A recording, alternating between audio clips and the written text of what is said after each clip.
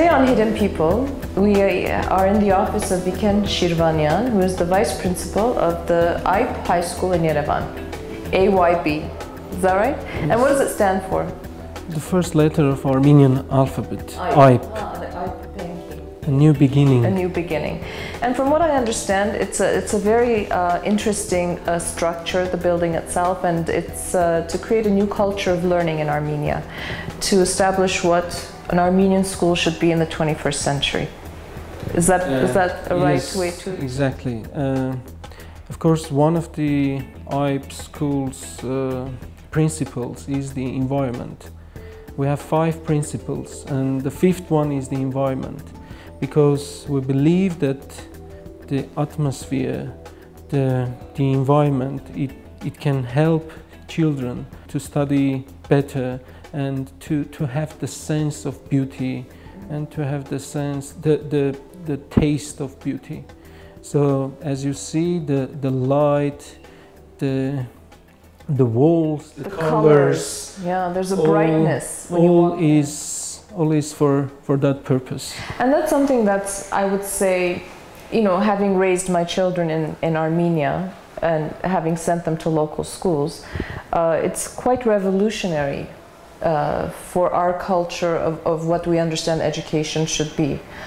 So when you walk in here, even the expression on the children's faces seem to be, there's a lightness and a brightness, and it's very encouraging, I think, for us to see that. It is encouraging for us too, as young people, and especially for me, because I came back from London to work here. You know, once Nelson Mandela stated that education is the most powerful weapon to change the world. Absolutely. And the founders of AYB Educational Foundation and also this school, AYB High School, they believe in that through education they can change something in this country, in people's mentality.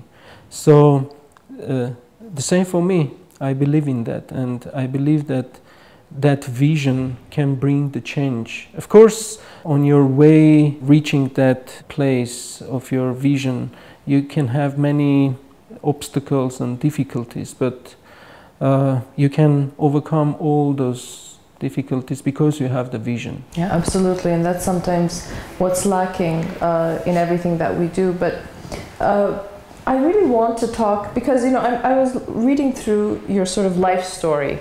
I found out that you were born in Echmiadzin, mm-hmm. and you're smiling because you know where I'm going with this question, right? Yes. And you studied at the Vazgenyan and Gevorgyan Seminaries. Thank you. At the Gevorgyan Seminary, which is, you know, an integral part of our religious and cultural, spiritual history as Armenians. And you were ordained as a deacon, mm-hmm. and you were on the journey to become a celibate priest of the Armenian Apostolic Church. Yes? Yes. But obviously you're not a priest anymore. Yes. And so... But I'm still a deacon. You're still a deacon. Yes. Before we delve into why you are not a priest today, you had a calling, you felt you needed to be part of the church? You used a very nice word, calling. I think that human life is a chain of callings. So I realized that the first calling in my life was to leave the street life, my friends, my family in Echmiadzin, and go to Seven Seminary in Seven Peninsula, and to study there far from my family, friends, etc., and to study in a place where winter starts in October and ends actually in May. And yeah, you know, Seven is about 2,000 meters above sea level. Yes, right? And it was quite strange for me because, but at the end, I realized that this was the most significant place in my life. And did you? For example, in my husband's family, or in certain families, there's, you know, tradition of there being priests or deacons. But how did your family react? Was when you told your parents that you had decided to go and be part of the church? Quite normal. Yeah. They were happy that I would be far from my street friends. So you must have been a bad boy, maybe. Not so much, but of course I did have choice to enter the Yerevan State University to study in Eastern Studies faculty. That year, when I wanted to enter the seminary, accidentally we were informed that there is no admission in Vazgenyan Seminary, in Gevorgyan Seminary. So I had to go to 7. And that's why you went. Because I was going to ask, if there's Gevorgyan, why did you go to the Vazgenyan Seminary in 7? That was again a good sign that the calling was right. Then after 7, I came to Vazgenyan, and actually I graduated from Gevorgyan Seminary after 6 years studies, both seminaries together, 2 seminaries together. And you know, during our my 5th and 6th years of studies in seminaries, we were quite active, and we were organizing many events involving, you know, youth who were kind of connected with church. So it happened that a couple of times I met my present wife, and every time I kind of pressured myself, pushed myself away from the thought that you have to become a priest, and this is the right way to serve the nation and the church. And I was quite sure in my feelings and opinion. Just 1 second, I want to know, what is your wife's name? Lucina. So Lucina, so you met Lucina a few times. In what capacity did you meet her? She was part of a youth program that you met her? Or? Yes, she was the youth director of those, you know, Higher Teastaner of Arab Higher Teastan. I was presenting seven seminary, the students, and she was presenting the Higher Teastan children, students.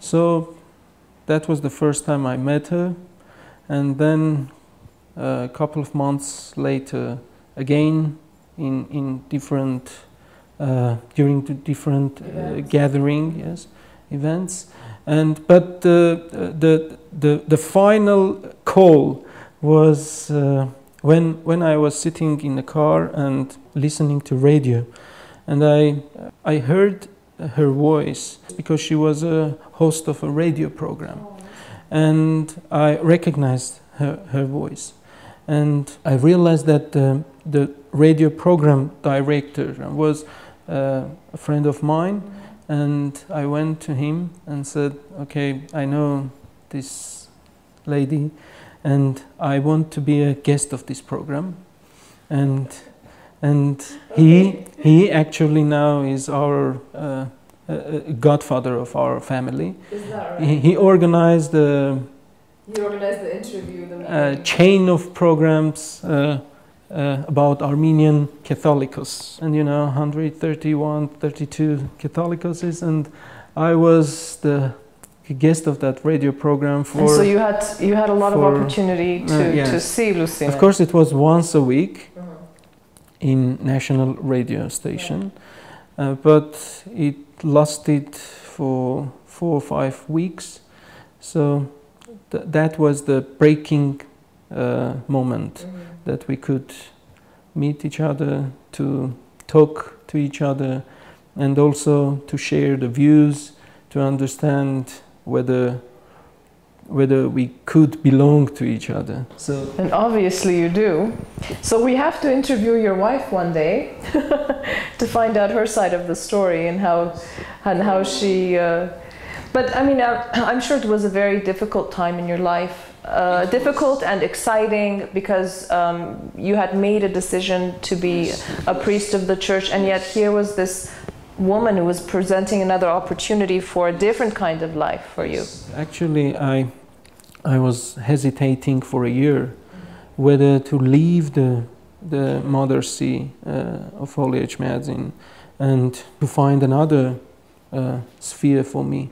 Finally, of course, I did, but I am a deacon of the Armenian Apostolic Church, and I'm glad that in diaspora, when I was in Armenian communities, I could bring my education and the knowledge of Armenian singing, church singing, etc., and to serve somehow to the church and the community. But while you chose not to be a celibate priest, you could have chosen to be a married priest. So why did you just decide to leave altogether? I could, but I see the field of the priesthood. It's a very responsible field, and you are not only responsible for yourself, but you are responsible for the institution and the community. So if you don't have that devotion and that understanding of the priesthood, that you have to be the best one, you have to be the most devoted one. Nothing can change, nothing can take you from that way to this side or the other side. So it's better not to become a priest. Because so it's either all or nothing. You cannot serve the church and also actually take care of your family. As a deacon, I do that, but in a small portion. Yeah. And I do my best to help my friends who are priests in their service. But that was my that's how you saw it and understand the concept of it. Sure, and you have to choose that field where you can be, the best one. So I thought that I can't be the best one in that field. Actually, a couple of months later, I left the country for the United States. I lived there for 2.5 years. The first time when I came back, that was my wife. She was my incentive to come back. Yeah. The second time when we were in London, that was to come back and to give our knowledge and our experience to our country. Okay, but just before, I think I want to. So you went to the States, you come back, and then, but you have a couple of degrees. You've studied theology and Armenian studies for a number of years at the 2 seminaries that we have in Armenia to become a priest. You decide to leave the priesthood. You're still a deacon. You go to the United States for a couple of years where you worked and also worked within several Armenian churches and communities. When you came back, you went to the American University of Armenia to study law. And then you also went to London, to UCL, where you did human rights. Masters in Human Rights. And Lucina, your wife, was with you in London at that time, also studying. Another calling was to choose the profession, because I was kind of jumping from this corner to the other one, and you see the Armenian studies and theology, then law, and then human rights. Of course, studying human rights, I especially concentrated on right to education, and especially children's right to education, and I wrote my dissertation thesis on this topic. But I'm very happy that I could find the sphere and the field where I can fulfill my dreams, my knowledge, the experience, and all my energy that I want to give. I saw that the AYB School has this program which is called Angelzutyan Baher, Moments of Honesty. And where they ask, I guess, their teachers, the students, it's a setup, or the students ask questions to the teachers, and the teachers have to answer any question that is posed and to honestly. them.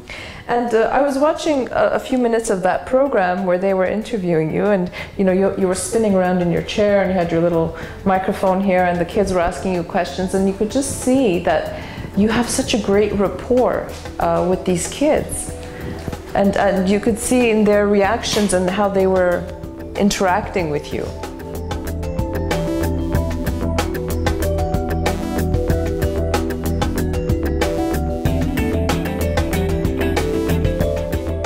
In Yerevan Seminary, the last year of my studies, I had that great opportunity to have a dean who actually brought a lot to my life. Bishop Bagrat Galistanian, the primate of the Canadian. Where I'm from, in Canada, yes. He's a phenomenal, aside from being a clergyman, just a phenomenal Armenian, isn't he? Yes, he is. And we are very close and good friends now, up to date. And he kind of, played a revolutionary role in my life. Of course, my parents also and other relatives, they did have that role, and I bear those values inside of me. But his experience as a leader, as a dean, who at the same time was our friend, and he shared the love and careness with the students. I learned all those things from him, and I'm trying very hard to do the same with these kids. And I know that in many instances I managed to do that. And if kids, the children, the students, they know who you are. They can. They're feel smart. That. Yeah, they know who loves them and who cares for them. Yes. Yeah. Even when you are strict, they accept that. But at the same time, they also respect you because they know that you love them. Yeah, it's so intuitive with them. This is very simple formula that if you give love and careness, then you will get it back. So this is very simple, and for people who work with kids, with children, with students, with the generation to come, this is the first principle that you have to know. And if you use it, and if you do it in a best way, so you will succeed. Vigen, it's really rewarding for me as a parent. Of course, my children are older now. To know that there are educators like you in our country. Because as you said, and I agree 100%, that education is the key, I think, to finding the solutions to all the problems that we face today. By educating a new generation with a new methodology, with a new approach, with a more open-minded approach, because in Armenia it's always about rote learning, and it's always about everything has to be within this box. There's no allowance to think outside the box. And I think that this institution and educators like yourself are giving this new generation that opportunity to explore all of the possibilities that there are before them. And I'm really happy you decided to come back to Armenia. Thank you. I'm also very happy that I'm in Armenia, and the calling to come back to Armenia was to come here and to give our knowledge and experience to our homeland. Of course, we got job offers. I got job offer from AYB, and my wife got job offer from her previous workplace, where she still works now. And then we were expecting a baby. So you have a daughter, I believe. A daughter, baby girl, yes. Daughter. Her name is Date. And we came back, and we wanted to be born in Armenia. And once when there was a gathering of Lewis alumni, Lewis Foundation, Lewis right? Foundation alumni, there were couples, their children were born here, and we gathered, and they took a picture, and I said that we have to title this picture like this: they preferred to be born in Armenia. So this is nice that you want to come back, and you want to not only to bring your knowledge and experience, but also new generation. To create a life. To create a life, right. Yes. In every sense of the word. Well, I certainly hope that your life will be a continual chain of callings, because from what I can see, from one calling to the next, you have transcended the difficulties, and you're on a new sort of level of giving back. And I think that's the message that we all need to take from people like you who are doing those kinds of things in our country. It is, and I mean, it's very difficult to be a wise man, but the human wisdom is to listen, to hear that call. That's right. To follow that call. Right, because oftentimes we get the messages, but we don't understand the message that we're getting, that will lead us to the next journey or calling. Yes. Well, we'll be looking forward to seeing where your journey takes you, Vigen. Thank you for taking the time. I know it's a very busy time for you now. You're just heading into exams and graduation for your students.